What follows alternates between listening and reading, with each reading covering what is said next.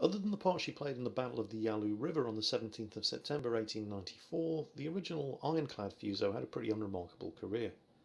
During the battle, she was hit dozens of times by Chinese 6-inch guns, but not one of them penetrated her armour. Only 5 of her crew were killed and 9 wounded.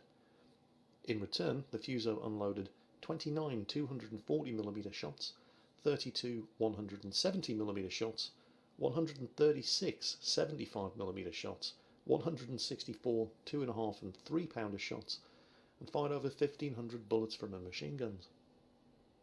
And that was pretty much it for the ironclad Fuso. It remained in service with the Imperial Japanese Navy and was eventually struck from the Navy Register in 1908. At which point the Japanese decided they really liked the look of those dreadnoughts that the British were building, and so the second ship to bear the name Fuso was a Japanese World War I vintage dreadnought battleship. And so this is the Fuso that we have in World of Warships. Well, it is and it isn't. This is the Fuso as she was undergoing her sea trials on the 24th of August 1915 before being accepted into commission in the Imperial Japanese Navy. The Fuso that we have in World of Warships is the World War II version of the same ship. It was obviously, like the Congo before it, upgraded extensively between the wars. The name Fuso, by the way, means Japan. It's the ancient classical term for the Japanese home islands. The Fuso actually had a pretty unremarkable career.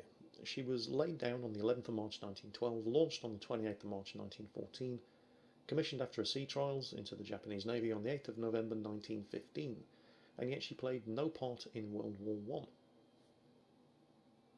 Between the wars, the only things of note that happened to the Fuso were the 2 modernisation periods, which turned her into the ship that you see now, and the Great Kanto earthquake of 1923, where she assisted survivors of the disaster. The modernisation that was done to the Fuso during the 2 extensive refit periods between the First and Second World Wars included the addition of armoured torpedo bulges along the side of the ships to improve her protection against torpedo attack. The ship was lengthened, her draft was increased, she was fitted with a pagoda-style mast extensively covered in fire directors, rangefinders, and eventually radar. She was given 3 seaplane spotter aircraft and a catapult with which to launch them, and her steam turbines were stripped out and replaced with oil-fired boilers. None of this, however, really turned the Fuso into a proper World War II class battleship, and that was because the Fuso, like the Congo before her, still had 14-inch guns. Now, those are big guns, and the Fuso had a lot of them, but this of course was a time when most modern battleships were being constructed with 15, 16 and even 18-inch guns. As a result, the Fuso was often relegated to the less glamorous jobs during World War II, assigned to divisions that were being used as reserves while the superstars went in and did the heavy lifting. Technically, the Fuso took part in the attack on Pearl Harbor, although in actual fact all the Fuso did was hang around with the battleships Nagato and Mutsu and the light carrier Hosho in the event that the first air fleet that was actually conducting the attack on Pearl Harbor required additional assistance, and it didn't. And that kind of set the tone for the Fuso's entire World War II career, always hanging around in reserve, waiting to be needed, but never ended up being needed. Kind of like the fat kid during sports lessons at school, always the last one to be picked for the team. Unfortunately for the Fuso, she just wasn't a particularly lucky ship, and the first and only time she got involved in any kind of major battle in World War II was the last time she got involved in any kind of major battle anywhere.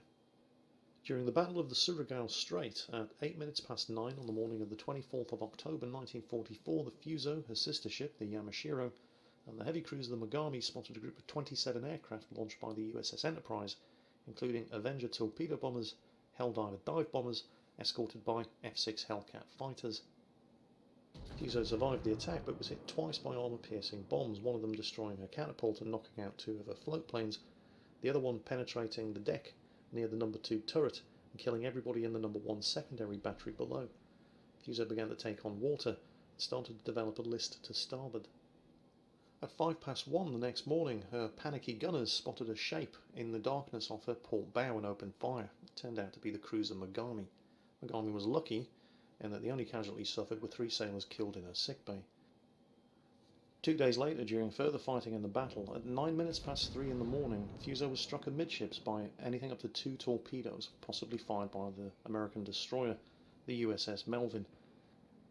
She began to list heavily to starboard, slowed down, fell out of formation, and sank less than 40 minutes later. Of her crew of 1,198, There were only 10 survivors.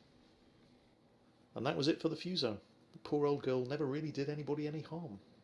Here in World of Warships, however, this is a real powerhouse of a battleship. She is very different from the Tier 5 Congo, however, in a number of significant ways. First, she doesn't have anything close to the speed and manoeuvrability of the Congo. The Congo could do 31 knots. The Fuso is limited to a top speed of 25 knots, and it also doesn't turn as quickly as the Congo did, which makes it a big fat juicy target for torpedo bombers. However, what the Fuso does have up its sleeve, while it still has the same 14-inch guns as the Congo, it's got a lot more of them. The Congo had 8 14-inch guns mounted in 4 turrets. The Fuso has 12 14-inch guns mounted in 6 turrets, 2 forward, 2 aft, and 2 amidships. Speaking of the guns, let's take a closer look at them, because the gun upgrade that's available for the Fuso is an unusual one, and I'll show you what I mean.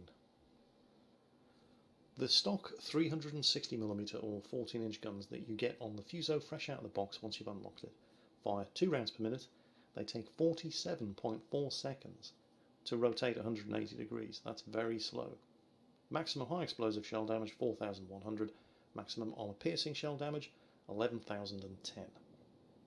With the gun upgrade fitted, you get a practically unnoticeable 0.1 rounds per minute increase to your rate of fire, but you pay for that by having an extra 2.6 seconds in the length of time it takes you to rotate the turrets 180 degrees. It now takes 50 seconds.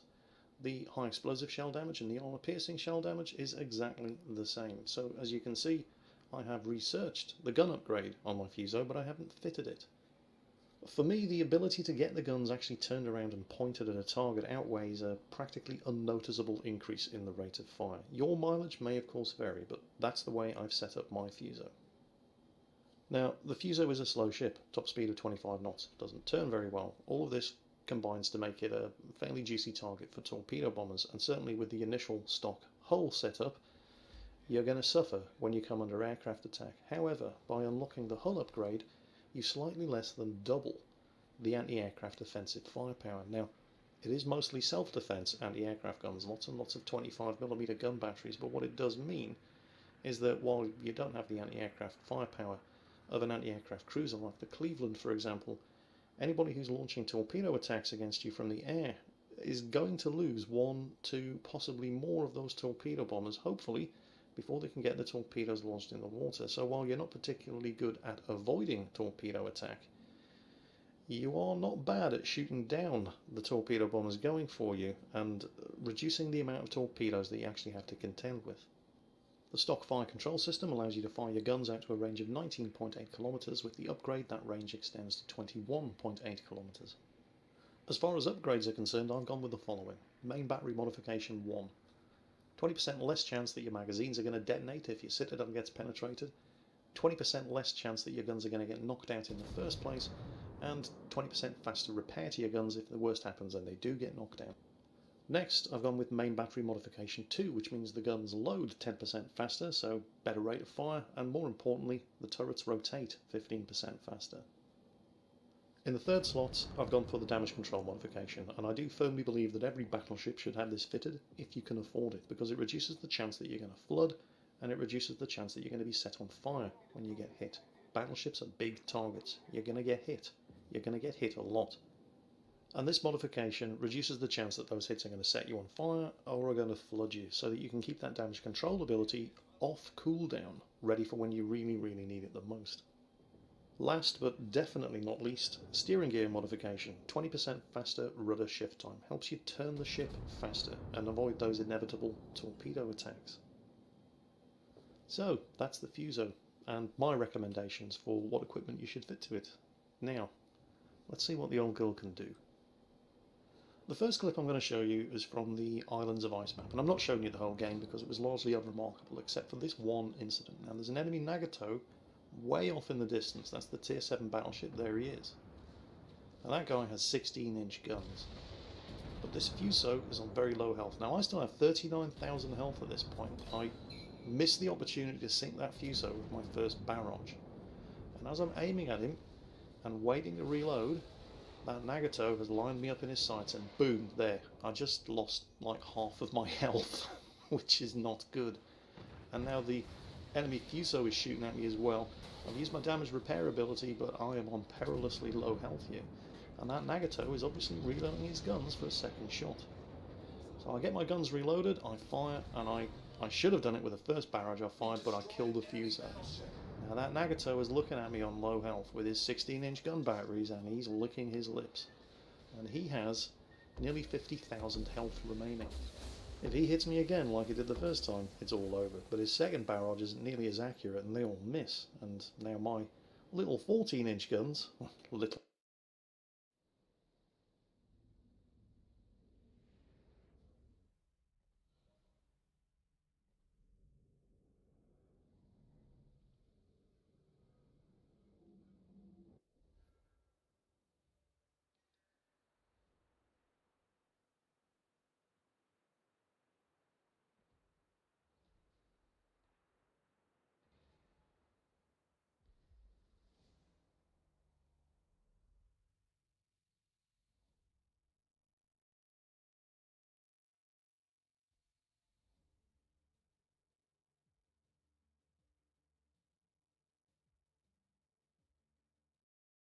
little 14-inch guns. Well, compared to his guns already. And here they go. 48,000 health remaining on that Nagato. Not anymore.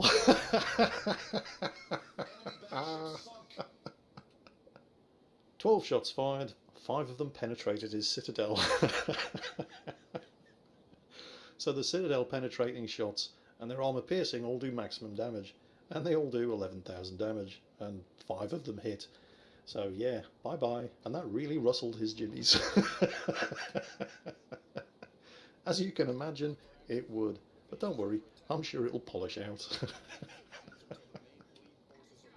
Shortly afterwards, just as an example of the sort of thing you can expect if you come under air attack in a Fuso, enemy dive bomber squadron coming in. Now, I'm not 100% alone here. There is a cruiser not far behind me, but he's too far away to be able to actually get the mass of his anti-aircraft fire up against these dive bombers. But with his long-range anti-aircraft fire and my close-range self-defense anti-aircraft fire, I'll take minimal damage from those dive bombers.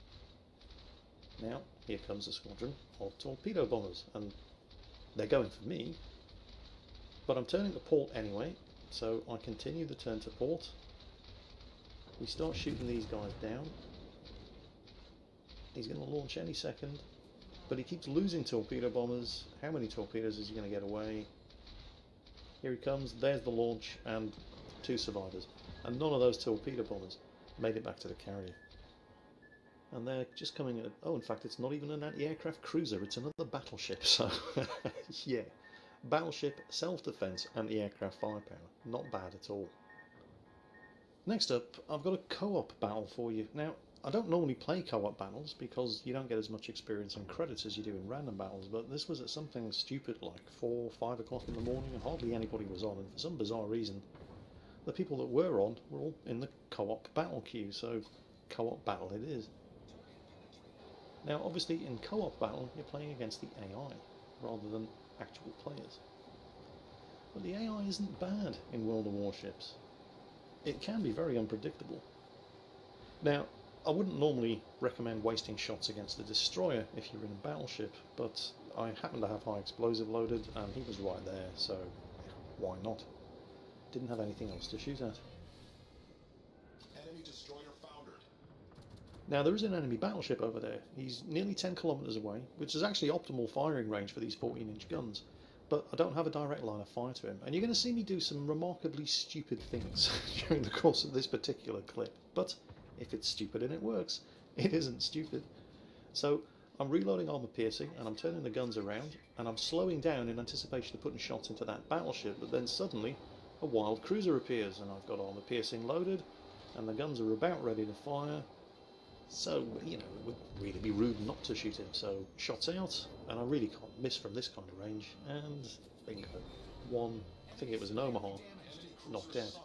Now that battleship, he's taking his time coming around the headland over there, and I'm pretty much dead in the water here, and that's when an enemy destroyer pops up.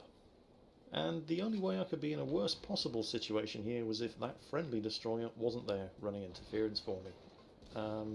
Yeah. Now, this enemy destroyer is close enough now that my secondary gun batteries, that's what you can see actually shooting at him. And yes, one of my secondary gun batteries, which I have no control over, did accidentally hit that friendly destroyer. His engines have been knocked out, he's in trouble. And I am actually, with armour-piercing shells loaded, trying to turn my gun turrets around to shoot at this destroyer. And this is a perfect example of why it is almost always a waste of time turning your main gun batteries on a destroyer at point blank range, because they just don't turn fast enough to be able to shoot at targets that move as quickly as a destroyer. Now there's somebody else shooting at him, but well, okay, he's popped smoke, but where are his torpedoes? Why did he not fire torpedoes at me? I can only guess that he just emptied his torpedo tubes at that friendly destroyer, but now here come the big guns. That's an enemy Fuso. And because I wasted all that time turning all of my gun batteries around to point at that destroyer that I was never going to be able to track and hit, all of my gun turrets are now pointing in exactly the wrong direction when... And I knew this Fuso was coming around the headland, but I allowed myself to be distracted by an AI destroyer, and now I'm going to pay the price for it. My two forward batteries are now on target, but the midships and rear batteries are going to take forever to get turned around, and while I'm trying to get the guns pointed at this Fuso, I'm taking fire. It's the destroyer. There he is. You can't see him, of course, but he's peppering me with his 127mm shells, and more through luck than judgment, I managed to avoid his first torpedo salvo, and... Hang on. I didn't even see him and I managed to sink him. That's the secondary batteries on battleships, particularly tier 5 and higher battleships. Destroyer captains, I understand the temptation, particularly American destroyers with your short-range torpedoes. You want to get in close and ensure you get a kill. But don't loiter around inside the secondary gun battery range of big battleships, because no good will come of it. Meanwhile, I have Fuso problems, but I've managed to get most of my gun turrets around, and now we're so close that we're exchanging secondary gunfire with each other as well. I'm not shooting at him alone, however. I'm not entirely sure what, but he's taking fire from at least one other ship. And there's a destroyer closing in to do a torpedo run on him. Actually, there's more than one destroyer closing in to do a torpedo run on him. And I'm not in a terrible position, actually. I'm trying to turn the ship, but I'm reversing, so I'm actually turning it the wrong way. And making it more difficult for me to get my front gun batteries pointed at him, but my rear batteries are able to fire. And for some bizarre reason, this guy has actually turned his guns around and he's shooting at somebody else, not me. So, hurrah! We've set him on fire. And just to reinforce the point, point-blank range torpedo attack from a friendly destroyer, and he's been nailed by this guy's secondary batteries. And this guy is actually trying to ram me. See that? See how close that was? And yeah, I took a hit from the friendly torpedo fired by that destroyer, but I really can't complain about it because he totally saved my life. At the cost of his own. Look at how close that guy came to ramming me. And this is what I love about the AI in the co-op battles in World of Warships. You just cannot predict what they're going to do. It's not like other games where after you've played a while, you pretty much know how the bots are going to react in any given circumstance. You never get that in World of Warships. I do really like the Fuso. I miss the manoeuvrability and the speed that you get in the Congo at tier 5, but I'm quite happy to trade that in for the massive firepower upgrade you get. I mean, the Congo didn't have bad firepower, it had 8 14-inch guns, but this thing's got 12. It's not quite double the firepower, but it certainly hits them where it hurts. Everybody I've spoken to who plays Japanese battleships, they all say the same thing. Everybody loves the Congo at tier 5, and there's a lot to love about the Congo at tier 5. It's got a fantastic combination of speed, protection and firepower. But the Fuso at tier 6, everybody says the same thing. While they loved the Congo's speed and manoeuvrability, they wouldn't trade it in a second for the firepower that you get with the 12 14-inch guns of the Fuso at tier 6. This thing packs one hell of a punch. And in the Imperial Japanese Navy battleship line, that punch just keeps getting bigger, because the Nagato at tier 7, while it doesn't have as many guns as the Fuso at tier 6, it's got bigger guns. It replaces the 14-inch guns of the Congo and the Fuso with the 16.1-inch guns of the Nagato. I've just unlocked my Nagato, and I've already had one hilarious game in it. Hopefully I'll be bringing that to you soon. But for now, the Fuso, Japanese Tier 6 battleship. It's a really, really good ship. Massive firepower upgrade over the Congo, at the expense of some of that speed and manoeuvrability. But it's totally, totally worth it. Hope you enjoyed the video, folks. As always, take care, and I'll catch you next time.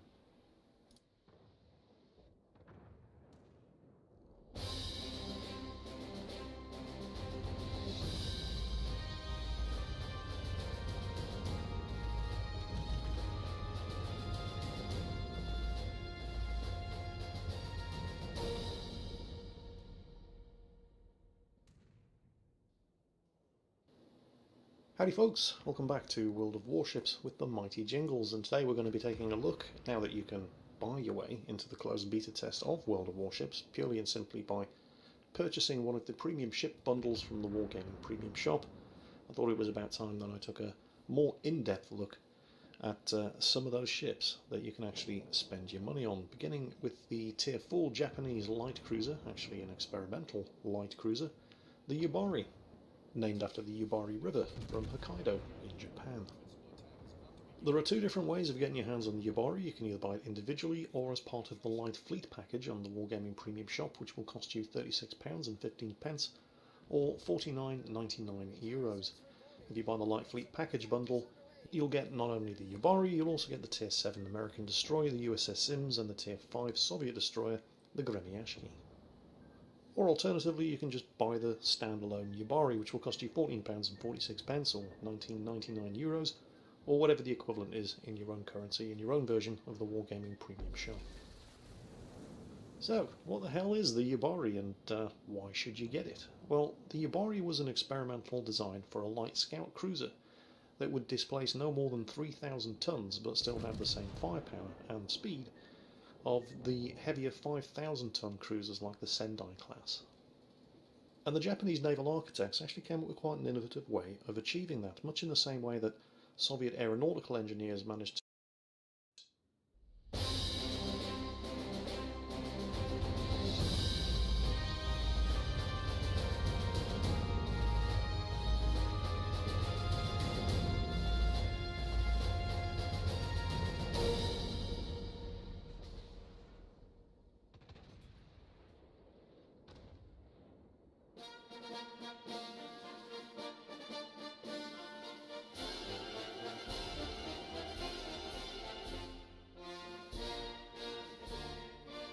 Howdy folks, and welcome back to World of Warships with the mighty Jingles. And finally, we have the first British Royal Navy warship in World of Warships, and it's none other than possibly the most famous of them all, the Grand Old Lady, HMS Warspite.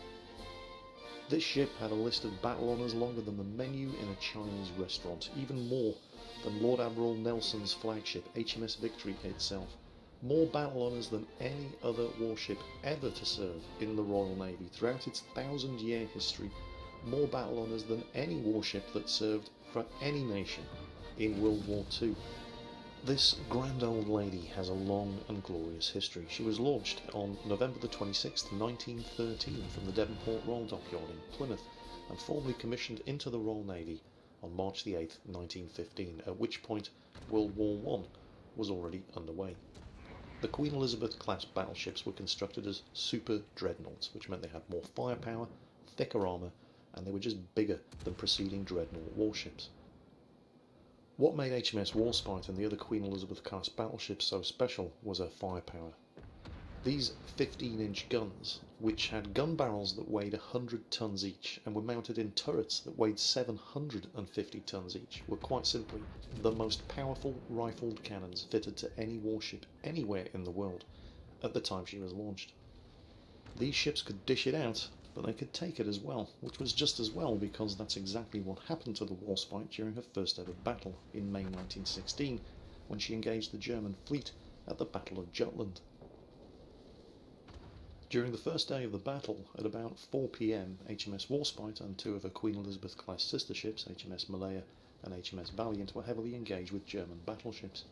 During violent manoeuvres to avoid a collision with HMS Valiant, Warspite's steering gear was jammed, causing her to steam in circles, exposing her to heavy fire from German guns, although apparently also drawing fire away from the heavily damaged HMS Warrior, which probably saved the ship.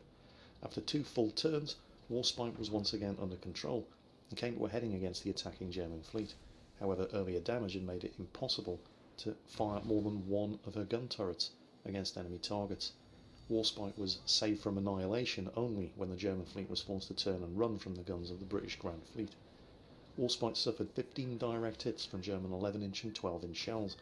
Her engine room was taken on water and her speed was reduced to just 16 knots. When she finally regained steam pressure, she was ordered to return to Rosyth for repairs.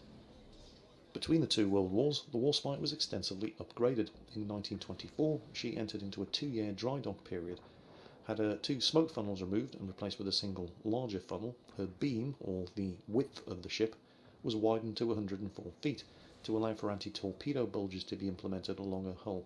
Deck armour was also increased. Between 1934 and 1937, the Navy decided to upgrade their Queen Elizabeth-class battleships as a whole. The entire propulsion system was stripped out with a much more modern arrangement. The original 24 boilers were removed in favour of 6 new individual boiler rooms. The new engines increased power and endurance